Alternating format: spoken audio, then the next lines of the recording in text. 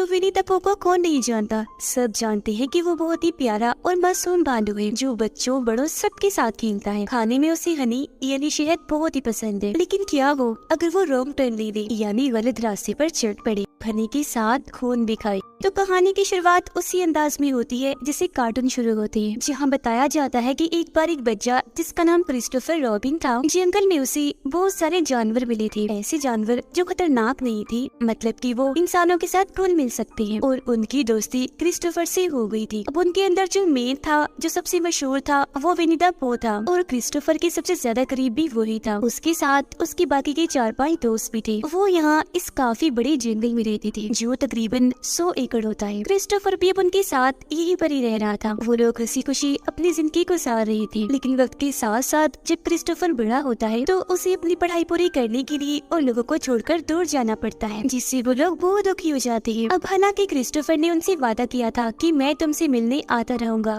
पर वो कभी भी नहीं आया। तो इसीलिए वो हमेशा उसे याद करती रहती थी। क्रिस्टोफर के साथ रहने से उनके अंदर इंसानियत और अच्छाई आ गई थी। लेकिन उसके जाने के बाद वो बिल्कुल अकेले पड़ गई और तो सर्दियाँ भी आ गई। तो ठंड और भूख की वजह से उनकी मरने वाली हालत हो जाती है। अब उन्हें भूख से तो खुद को बचाना था, इसीलिए वो बहुत ही मुश्किल फैसला लेते हैं। वो अपने एक साथी को मारकर उसे ही खा जाते हैं। अब अपने ही साथी को खाने की वजह से वो बहुत ही दुखी थे और उनकी जिंदगी का ये बहुत ही बुरा और बड़ा मोड़ था। और अब यहाँ आकर उनका इंसानियत पर से भरोसा उठ गया। इंसानों के लिए उनके दिलों में नफरत पैदा हो गई, खास तौर पर क्रिस्टोफर के लिए, क्योंकि अगर वो इन्हें छोड़कर ना जाता तो इनके ऊपर ऐसे हालात आते ही ना। और उसने अपना वादा भी पूरा नहीं किया, वो कभी भी इनसे मिलने नहीं आया। तो वो लोग यहाँ पर एक साथ बैठते हैं और कसम खाते हैं कि अब हम अपने अंदर से इंसानियत और अच्छाई को निकाल देंगे। साथ ये भी कि अब हम कभी भी नहीं बोलेंगे, हमेशा चुप रहेंगे। उनकी कसम के साथ ही ये सीन इधर ही कट हो जाता है। फिर हम 5 साल बाद का वक्त देखते हैं जो क्रिस्टोफर अपने दोस्त के साथ उन्हें जंगलों में आता है, उसे अपने उन बचपन के दोस्तों से मिलवाने के लिए। वो उन्हें हर जगह ढूंढते हैं पर वो कहीं भी नहीं मिलते, बल्कि इनको तो वहाँ खून से भरी हुई बाल्टियाँ,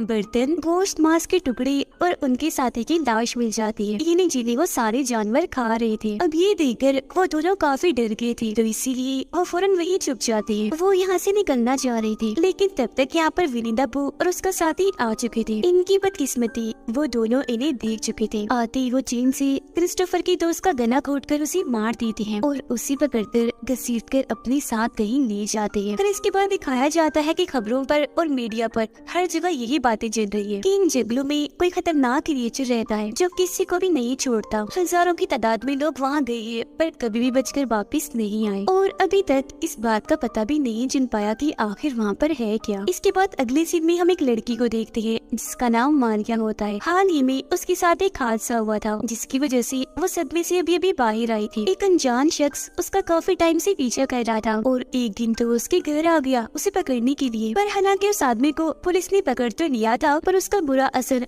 आज तक मारिया के दिमाग में रह गया, जिस वजह से उसके डॉक्टर उसे छुट्टियां मनाने के लिए कहीं पर जाने का मशवरा देती है ताकि उसका दिमाग बहल सके और सारे बुरे ख्याल उसके जहन से निकल जाए। तो इसीलिए अगले दिन मारिया अपने कुछ दोस्तों के साथ उन जंगलों के पास ही बने एक केबिन में छुट्टियां गुजारने के लिए चली जाती है। रास्ते में वे गैस स्टेशन पर रुकते हैं, पर ये पूरा ही गैस स्टेशन बंद था। तो इसीलिए ये लोग आगे निकल जाते हैं, जहाँ मारिया की मुलाकात एक कपल से होती है जिनसे थोड़ी बहुत बात करके वो यहाँ से चली जाती है। जिसके बाद ये लोग अपनी मंजिल यानी उस केबिन में पहुँच जाती है जहाँ उन्होंने छुट्टियां गुजारनी थी। अब उनकी एक दोस्त जिसको भी यहाँ आना था वो रास्ता भटककर उन जंगलों में पहुँच जाती है, जहाँ तभी अचानक उसकी नजर विनी द पू पर जाती है जो तेजी से उसकी तरफ ही आ रहा था।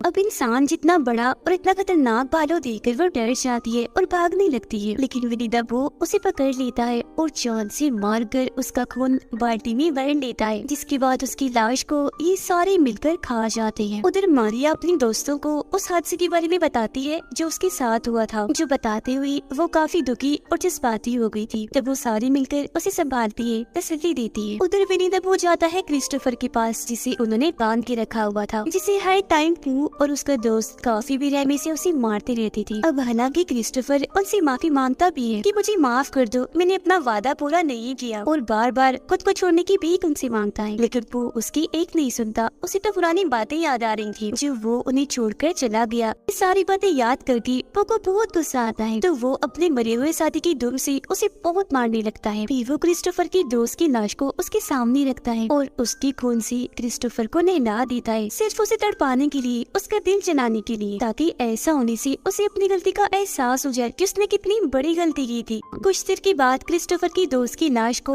वो फेंकने के लिए जा रहा था, लेकिन तभी उसे रास्ते में म्यूजिक की आवाज आने लगती है जो केबिन से आ रही थी और लड़कियों ने लगाया हुआ था। तो अब वो उसी रास्ते पर जाने लगता है और केबिन के पास आ जाता है। मारिया की एक दोस्त यहाँ पूल में नहा रही थी और खूब मस्ती कर रही थी, जबकि वो वहाँ आकर चुपके से उसे देख रहा होता है। हालांकि मारिया की दोस्त ने भी उसे देख तो लिया था, पर उसे लग रहा था कि शायद मेरी दोस्ती मेरे साथ मजाक कर रही है, तो इसी वो नजरअंदाज कर देती है। दोबारा से इंजॉय करने लगती है, लेकिन तभी यहाँ पर पू और उसका साथी आ जाते हैं। वो उसके मुंह पर कपड़ा रख के दम घुटने लगती है और पकड़कर उसे अपने साथ ले जाते हैं। वो लोग उसे बाहर सड़क पर उनकी गाड़ी के सामने ही ले आते हैं। पू का दोस्त उसके हाथ पैर बांधकर गाड़ी के सामने ही लिटा देता है। उसके बाद वो गाड़ी में बैठकर धीरे धीरे गाड़ी चलाकर उसकी तरफ ही आने लगता है और टायर से उसका सर कुचलकर जिस्म से अलग कर देता है, जिससे बड़ी बेरहमी से उसकी मौत हो जाती है। और बस उसकी हम चीखें ही सुन पाते हैं। उसके चिल्लाने की आवाजें उसकी दोस्तों ने भी सुन ली थी, तो वो सारी एक जगह इकट्ठा हो जाती है। वो काफी परेशान हो गई थी,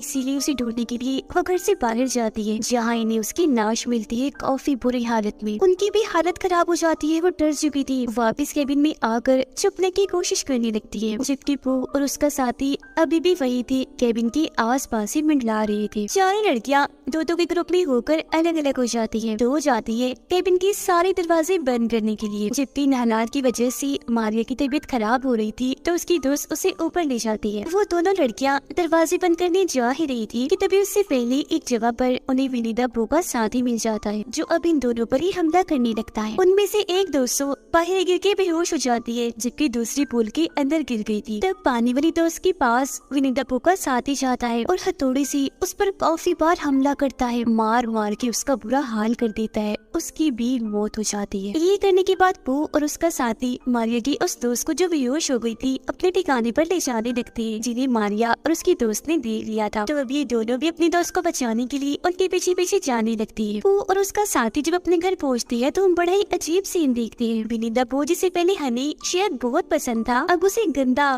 खून वाला शहद पसंद है, जिसे वो बड़ी मजे से खा रहा होता है। और उसके पास में ही मारिया की बेहोश दोस्त बंधी हुई थी, जिससे अब जैसे होश आती है वो दोबारा से उस पर हमला कर देता है और एक बार फिर से उसे बेहोश करके वहाँ से बाहर आ चुका था। इतनी ही देर में मारिया और उसकी दूसरी दोस्त भी यहाँ आ गई थी। वो अपनी दोस्त को होश में लाकर उसे आजाद करवा देती है। जैसे वहाँ से भागने लगती है उन्हें क्रिस्टोफर भी दिख जाता है, जो बंधा हुआ था, काफी जख्मी था, हालत उसकी काफी खराब थी। तो अब ये लोग उसे भी खोलकर आजाद कर देती है। अब इन्हें वहाँ पर एक और औरत की चिल्लाने की आवाज आती है। तब क्रिस्टोफर उन दोनों को उसे बचाने के लिए भेज देता है। वो औरत असल में दर्द की वजह से चिल्ला रही थी, उसे बहुत बुरी तरह से मारा हुआ था। अब ये औरत और कोई नहीं बल्कि वो है जो मारिया को मिली थी जब उसका हस्बैंड भी उसके साथ था, और इन दोनों ने मारिया से बात भी की थी। ये औरत अब इन लोगों को उन दोनों के बारे में बताने लगती है, यानी कि बो और उसके साथी की। वो कहती है उनमें से एक बालू है, दूसरा उसका दोस्त है जो पी गए, जिन्होंने बहुत सारे लोगों को मौत की घाट उतार दिया है, वो भी बहुत बेरहमी से, पर कोई भी उसकी बात नहीं सुनता। वो औरत फिर बताती है कि जो वो है वो तो हर किसी को टॉर्चर करता है, बुरी तरह से मारता है, जबकि उसका साथी बस चीखता ही रहता है, क्योंकि वो ये काट मार चीर फाड़ देकर एंजॉय करता है। अब मारिया और उसकी दोस्त उस औरत को वहाँ से ले जाने की कोशिश करती है, पर वो नहीं जाती, क्योंकि उसे उन दोनों पर बहुत गुस्सा था। वो यही रुकती है उन दोनों से अपना बदला लेने के लिए। उसके सामने तभी पो का साथी आ जाता है। वो उस पर गन तान देती है, लेकिन गोली चलती ही नहीं। तभी पीछे से वो आकर उसे आग की भट्टी में धक्का देता है, जिससे बड़ी बेरहमी से जलते जलते उसकी मौत हो जाती है। और उसकी मौत को देखकर वो बहुत इंजॉय करती है। तीनों लड़कियों ने भी ये नजारा अपनी आंखों से देख लिया था। पूरी तरह वो डर गई थी, अपनी जान बचाने के लिए वहाँ से भागने लगती है। उनमें से एक लड़की पीछे ही रह जाती है, जिसके पास पो का साथी आता है, जबकि बाकी दोनों लड़कियां भाग जाती है, जिनके पीछे पो भागता है। जिसे चकमा देकर वो दोबारा से भागने लगती है। आग से डरा कर उसे दूर भगाने की कोशिश करती है। वो लड़की जिसकी पीछे पो का साथी गया था, चालाकी से उसे उसकी चेन में बांध देती है और उसकी हथौड़े से उसे काफी पीटती है, बहुत मारती है, ताकि वो सारे लोगों और अपने दोस्तों की मौत का बदला ले सके। वो उसे लगातार मारती ही रहती है, जिससे वो मर तो जाता है, लेकिन तभी उसके पास पो आ गया था। अपने दोस्त को मरता हुआ देखकर उसे बहुत गुस्सा आता है, इसीलिए वो उसके मुंह में चाकू घुसा देता है, जिससे उसकी भी वही मौत हो जाती है। मारिया और उसके दोस्त भागकर सड़क पर आ गई थी, जहाँ इनके सामने एक गाड़ी भी आ जाती है, जिसके अंदर 4 लोग बैठे हुए थे और ये दोनों काफी घबराई हुई थी। उनसे मदद मांगती है, उन्हें समझाने की कोशिश करती है कि वहाँ जंगल में इंसान जैसा भालू है, बहुत ही खतरनाक है, जालिम में सबको मारता जा रहा है। लेकिन जाहिर सी बात है, उनकी बातों पर यकीन उन्हें नहीं आता। लेकिन तभी वो लोग जब अपने सामने देखती हैं तो उनकी होश उड़ जाती है, क्योंकि विनी द पू खतरनाक बुरी तरह आकर उनके सामने खड़ा हो जाता है। वो लोग अपने छोटे मोटे हथियार लेकर उसका सामना करने के लिए जाते हैं, उसे काफी मारती पीटती है और इस सब से उसे ज्यादा फर्क भी नहीं पड़ता। वो अब इन 4 लोगों को अपने गेम का प्लेयर खिलाड़ी समझ रहा था और किसी गेम की तरह ही एक एक करके उन्हें मारता जा रहा था। ये देखकर मारिया और उसकी दोस्त और डर जाती हैं और उन लोगों की गाड़ी में बैठकर पो को उड़ाने का सोचती हैं, लेकिन कोई भी फायदा नहीं होता। उल्टा वो उनकी गाड़ी के ऊपर आ गया था और दूर उनकी गाड़ी भी क्रैश हो जाती है, जिससे दोनों लड़कियां बेहोश हो जाती है। मारिया को जब होश आती है तो वो देखती है कि वो उसके दोस्त को गाड़ी से निकालकर घसीटकर अपने साथ ले जा रहा है। वो उसे फिर गाड़ी के सामने लाकर अपने हाथों से उसका सर ही जिस्म से अलग कर देता है, उखेड़ देता है, फिर उसके सर को गाड़ी पर फेंकता है। और यहाँ पर हमें झलक दिखाई जाती है असली खतरनाक विनी द पू की। अब मारिया की भी खैर नहीं थी, वो भी बचने वाली नहीं थी। वो उसे मारने के लिए आगे बढ़ता ही है कि तभी वहाँ पर क्रिस्टोफर भी एक दूसरी गाड़ी लेकर आ चुका था। वो गाड़ी से पो को ठोकर 2 गाड़ियों के बीच में फंसा देता है बुरी तरह। उसे लगता है कि शायद पो का खात्मा हो गया है, तो वो मारिया को संभालता है, लेकिन पो